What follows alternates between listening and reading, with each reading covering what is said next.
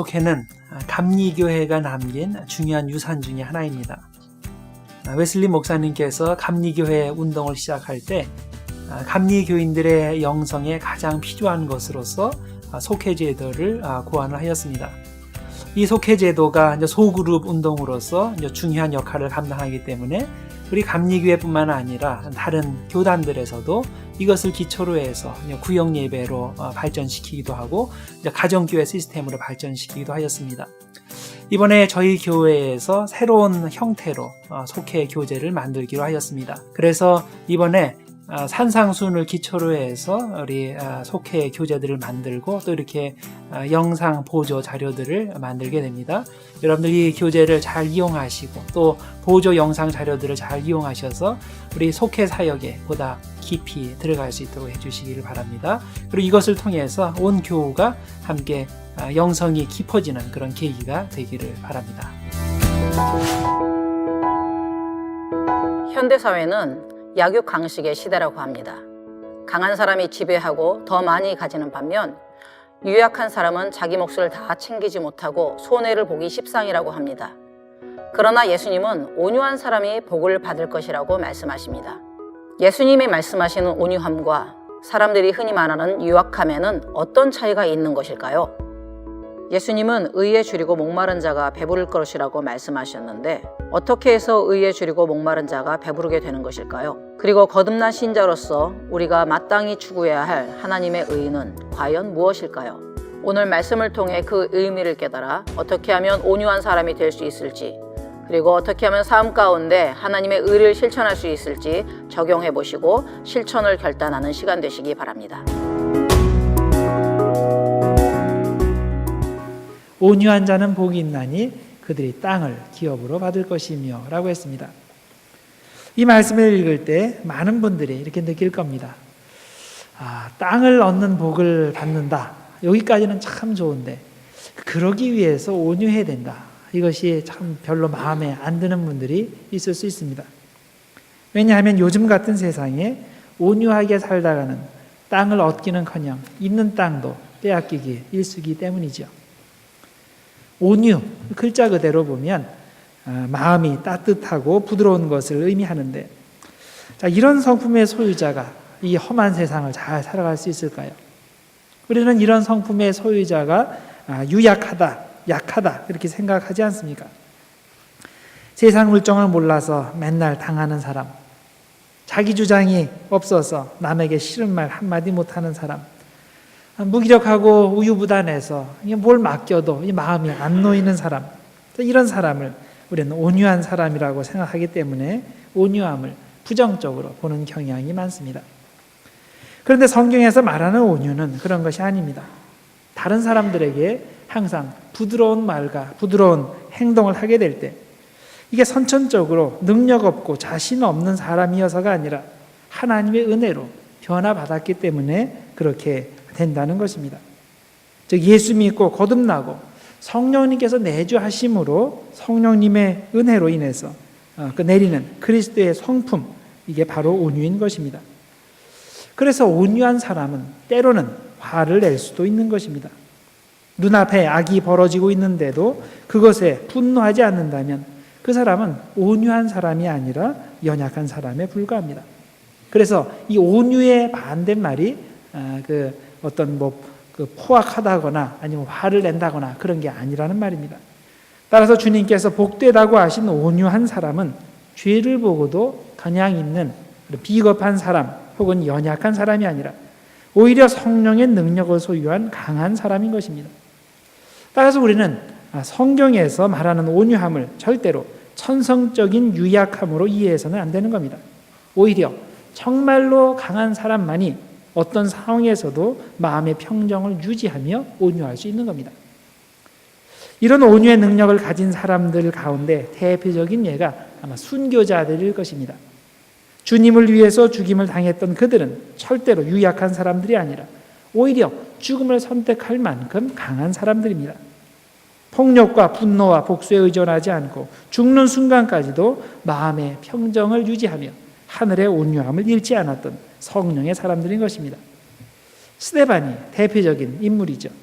사람들이 그를 잡아서 온갖 거짓말로 그를 공격하고 비난할 때도 그의 얼굴이 천사의 얼굴과 같았다고 했고, 또 돌에 맞아 죽을 때도 돌 던지는 사람들을 저주하지 아니하고 오히려 하늘을 바라보며 하나님, 이 죄를 저들에게 돌리지 마옵소서. 저들이 지금 하는 일을 모릅니다. 이렇게 기도할 수 있었던 것입니다. 이런 온유함은 하나님에 대한 절대 신뢰와 성령의 능력으로만 가능한 것입니다. 자, 그러면 이런 하늘의 온유함을 가진 사람들에게 내리는 복이 무엇이라고 그랬습니까? 땅을 기업으로 받는다고 했죠. 비록 인간적인 생각으로는 온유한 사람은 아무것도 얻지 못하고 오히려 가진 것도 빼앗길 것 같은데, 하나님께서는 절대 그렇지 않다고 말씀하시는 겁니다. 하나님은 반드시 온유한 자를 도우시고 그가 땅을 얻도록 복을 주신다는 겁니다. 자, 그러면 여기서 땅을 얻게 해주신다는 뜻이 무엇일까요? 우리가 그렇게 원하는 이 땅에 부동산을 얻게 해주신다는 것일까요? 그럴 수도 있습니다. 그러나 여기서 약속하신 땅은 주로 이곳의 부동산이 아니라 하늘의 부동산입니다. 요한계시록 20장에 보면 손과 이마에 짐승의 표를 받지 않은 구원받은 하나님의 자녀들이 장차 얻게 될 것이 뭐라 그랬습니까? 새 하늘과 새 땅이라 그랬죠. 일종의 부동산입니다. 1000년 동안 그곳에서 또 왕노릇을 한다고 말씀을 했습니다. 이것이 바로 땅을 기업으로 받게 된다는 뜻입니다. 또 고린도 후서 5장 1절에 이렇게 말씀하셨습니다. 만일 땅에 있는 우리의 장막집이 무너지면 하나님께서 지으신 집, 곧 손으로 지은 것이 아니요 하늘에 있는 영원한 집이 우리에게 있는 줄 아느니라. 그래서 여러분, 이곳에 땅이 없는 분들, 집이 없는 분들 너무 걱정하지 마시고 온유함으로 천국의 땅과 집을 소유하시길 바랍니다. 그러면 현재 이곳의 삶에서는 온유한 자가 받는 복이 하나도 없다는 말일까요? 물질적으로 그렇지 않습니다. 하늘의 복을 받는 사람은 땅의 복도 함께 받습니다. 하늘의 땅을 가진 사람은 이곳에서의 삶도 풍족하게 됩니다. 즉 물질적인 재산이 많아서 풍족하게 사는 것이라기보다는 하나님께서 날마다 채워주시는 은혜 때문에, 하나님 한 분 때문에 부족함이 없게 하신다는 것입니다. 하나님은 무엇보다도 우리에게 자족하는 마음을 주셔서 땅 많은 사람이 가지는 그런 감정을 가지고 또 부족함이 없게 하신다는 것입니다. 시편 기자가 시편 23편 1절에서 고백한 대로 여호와는 나의 목자시니 내게 부족함이 없으리로다 라고 했죠. 그와 마찬가지로 온유한 사람은 여호와께서 나의 목자가 되시는 것을 알고 있고 또 그 하나님 한 분 때문에 부족함이 없는 삶, 마음의 절대적 평온을 유지하는 삶을 살 수 있다는 것입니다. 여러분들 모두 이런 온유의 복을 받게 되기를 바랍니다. 지금까지 세 가지 복에 대해서 말씀을 드렸습니다. 지난 주일에는 심령이 가난한 사람이 복이 있고 애통하는 사람이 복이 있고 또 오늘 말씀에서 온유한 사람이 복이 있다고 말씀드렸습니다. 그런데 성경에 이렇게 복되다고 하신 것들을 잘 생각해 보면 사실 그렇게 되는 것이 참 신앙에 반대되는 장애물들을 청소한다는 의미가 있는 것입니다. 예를 들어서 참 신앙에 반대되는 가장 큰 문제가 뭡니까? 아담이 그랬듯이 바로 이 교만죄가 우리 신앙의 가장 큰 문제가 되죠. 자, 이것을 어떻게 없애는가? 바로 심령이 가난하게 되면 그 문제가 해결된다는 것입니다.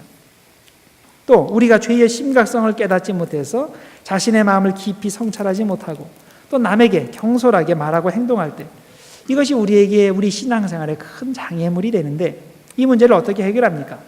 바로 애통하는 마음이 있을 때 이 문제가 해결이 됩니다. 자신의 죄를 보고 애통할 줄 알고 다른 사람들의 죄를 보고 정죄하는 것이 아니라 함께 애통해 할 수 있을 때 그런 문제들이 해결이 됩니다. 마찬가지로 우리에게는 불안과 조급함과 분노의 문제가 있는데 이것이 신앙생활에 큰 장애물이 되죠. 자, 이 문제는 어떻게 해결이 됩니까? 바로 하늘의 온유함이 있을 때 이 문제가 해결이 됩니다. 하나님께서 나를 지키시고 보호하신다는 확신이 있으면, 다시 말해서 정말로 우리가 하나님을 믿으면 나에게 마음의 평정이 오고 고난 가운데서도 주님만으로 만족하며 감사할 수 있게 되는 것입니다. 자, 이렇게 교만과 경솔함과 분노의 문제가 하나님이 주시는 빈 마음과 애통의 마음과 온유의 마음으로 해결되고 나면 그 다음에는 우리의 영혼이 정화되고 새로워져서 이제 정상적으로 활동하게 됩니다. 이제는 우리 영혼의 모습이 이제 올바른 대로 제 모습으로 돌아와서 원래 추구해야 할 것, 즉 하나님의 의를 추구하게 됩니다. 6절 말씀입니다. 의에 줄이고 목마른 자는 복이 있나니 그들이 배부를 것이며. 여기서 주목해야 할 것은 우리가 그냥 의에 대해서 무엇이 의인가, 무엇이 하나님의 의인가 열심히 생각만 하면 그러면 복이 있다는 것이 아니라 실제로 의에 줄이고 목마른 사람이 되어야 복이 있다는 것입니다. 줄이고 목마르다는 표현 주목해서 봅시다.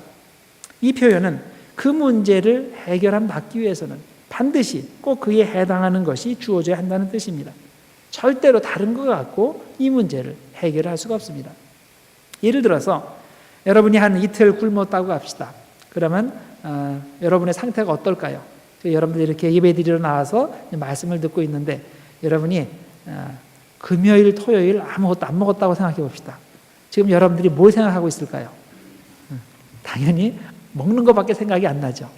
아무리 좋은 말씀 들려도 그건 안 들어올 겁니다. 좋은 영화 구경한다고 배고픔이 없어질까요?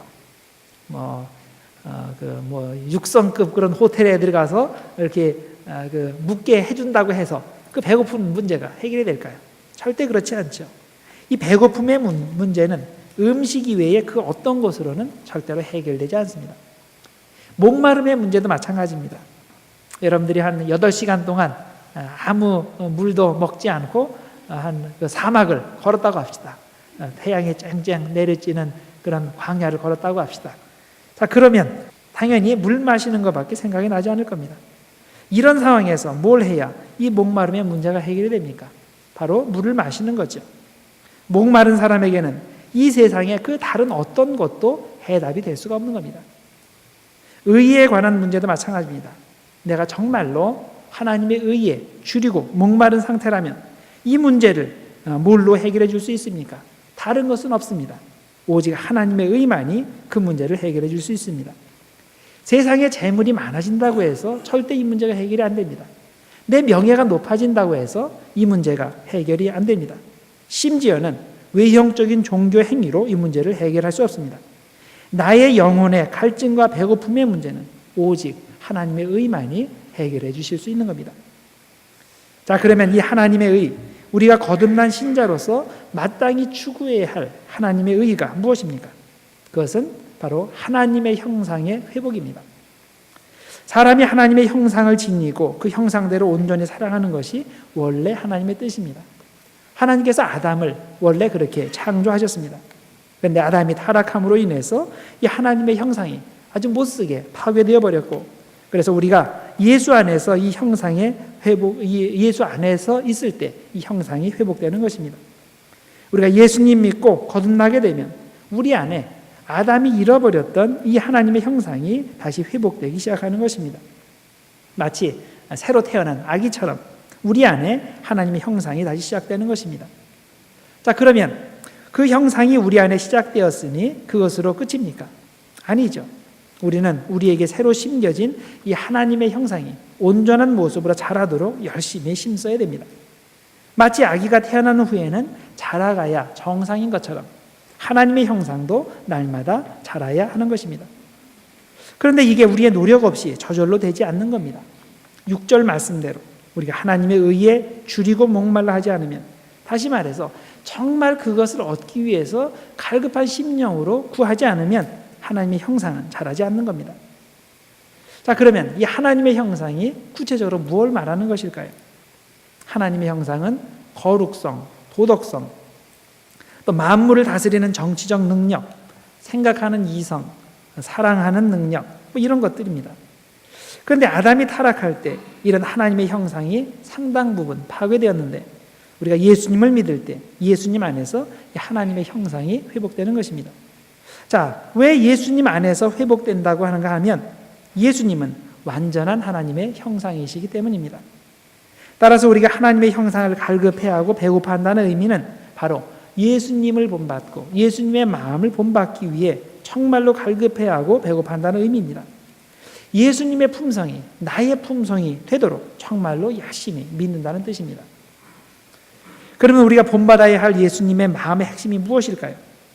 여러 가지로 말씀드릴 수 있지만은 가장 근본적인 것은 긍휼의 마음, 사랑의 마음이 아닐까 생각합니다. 빌립보서 2장 5절 이하에 보면 예수님의 마음이 어떤 것인지 그것을 쭉 설명하고 있는데, 그걸 한마디로 요약하면 낮아지셨다는 겁니다. 하나님께서 우리를 너무나 사랑하시고 긍휼히 여기셔서 우리를 구원하시기 위해 한없이 낮아지신 마음, 즉 사랑의 마음이 바로 예수님의 마음입니다. 이것이 다 우리를 사랑하시고 불쌍히 여기셨기 때문인데, 우리는 주님의 긍휼의 은혜를 받은 사람들이 되는 겁니다. 주님의 긍휼 때문에 우리가 새 생명을 얻었고, 그랬다면 우리도 당연히 예수님의 마음을 본받아 다른 사람들에게 긍휼을 베푸는 것이 당연한 것입니다. 자, 그러면 우리가 사람들을 긍휼히 여기면 어떤 복을 받습니까? 7절입니다. 긍휼히 여기는 자는 복이 있나니 그들이 긍휼히 여김을 받을 것이며, 내가 긍휼히 여기면 나도 긍휼히 여김을 받게 된다는 것. 이게 구체적으로 무슨 뜻입니까? 우선 하나님이 우리를 심판하실 때 긍휼이 넘치는 심판을 해주신다는 뜻입니다. 물론 그 반대의 경우도 사실입니다. 우리에게 긍휼의 마음이 없으면 하나님께서 장차 우리를 심판하실 때 긍휼이 없는, 가차 없는 그런 심판을 하신다는 뜻입니다. 야고보서 2장 13절이 이 진리를 강조하죠. 긍휼을 행하지 않는 자에게는 긍휼 없는 심판이 있으리라. 여러분들이 왜 주변 사람들에게 긍휼한 마음을 가져야 되냐면, 그래야지만이 하나님께서 여러분을 심판하실 때 긍휼히 심판을 하신다는 겁니다. 이렇게 긍휼히 여기는 마음이 중요합니다. 우리에게 긍휼히 여기고 불쌍히 여기는 마음이 없으면 하나님도 우리의 긍휼 없는 심판을 내리심으로 우리가 구원받기가 대단히 힘들어지는 겁니다. 누가복음 6장 38절에도 보면 이런 말씀이 나옵니다. 주라, 그리하면 너희에게 줄 것이니 곧 후이되어 누르고 흔들어 넘치도록 하여 너희에게 안겨주리라. 너희의 헤아리는 그 헤아림으로 너희도 그대로 헤아림을 도로 받을 것이라고 했습니다. 여러분, 우리가 먼저 주고 먼저 불쌍히 여기고 먼저 구제하고 먼저 도와줄 때, 그때 하나님께서 우리를 도와주지만 우리의 그런 모습이 전혀 보이지 않으면 하나님도 우리를 도우시지 않는다는 말입니다. 여러분의 삶에 하나님의 긍휼하심이 계속되기를 원하십니까? 그러면 먼저 옆에 사람들을 불쌍히 여기고 긍휼히 여기시기를 바랍니다. 하나님께서는 정말로 우리가 복받기를 원하십니다. 인간의 부모도 자녀들이 어떻게 하든지 복을 받기를 원하는데, 우리의 아버지 되신 하나님께서 당연히 우리에게 복받기를 원하시지 않겠습니까? 그래서 오늘 3가지 복받는 길을 알려주셨습니다. 오늘 말씀에 의지하여 복 있는 신자들 모두 되시길 바랍니다. 온유를 뿌림으로 그 땅을 기업으로 받고, 하나님의 의를 사모함으로 영혼의 만족을 얻고, 또 긍휼을 베풀므로 긍휼을 거두는 주님의 복된 신자들 모두 되시기를 주님의 이름으로 축원합니다.